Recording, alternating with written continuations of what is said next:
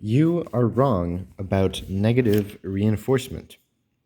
Unless you're taking a class in cognitive science, then you probably know what I'm about to tell you.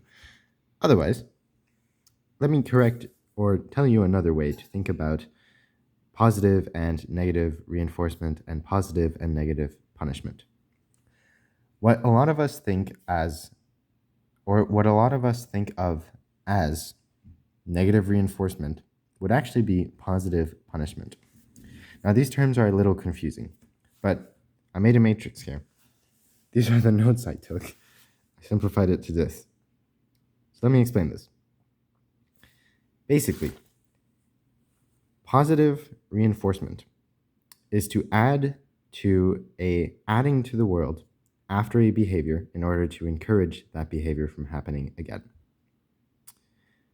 Negative reinforcement would be removing from the world right after a behavior to encourage that behavior from happening again.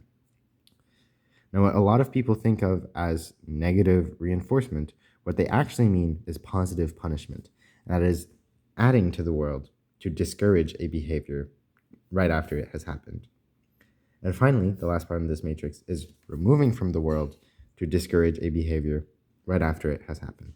So let me give you some examples, if I can think of them on the spot here.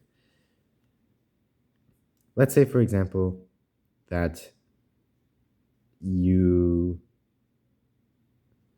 a parent perspective, your kid randomly decides to clean their room, and so you give them candy. That would be you give them candy, you're giving something to them in order to encourage behavior. What negative reinforcement would actually be, and here's an example, is, for example, if you are in pain, and so you take or let's say your muscles are just sore, and so you begin stretching to help with soreness, and then the soreness goes away. The soreness is now gone, and you have now negatively reinforced stretching because you removed the pain and reinforced the behavior of stretching. Positive punishment would be adding something in order to discourage a behavior.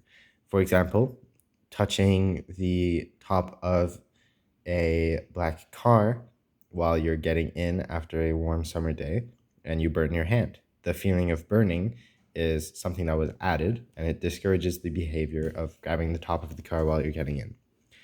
And negative punishment would be removing something to discourage behavior. This is basically the concept of grounding or taking something away. It's to discourage something else from happening. So now you know. Negative reinforcement, the common understanding is actually just positive punishment. But negative reinforcement really means removing something from the environment or the world in order to encourage a behavior from happening again.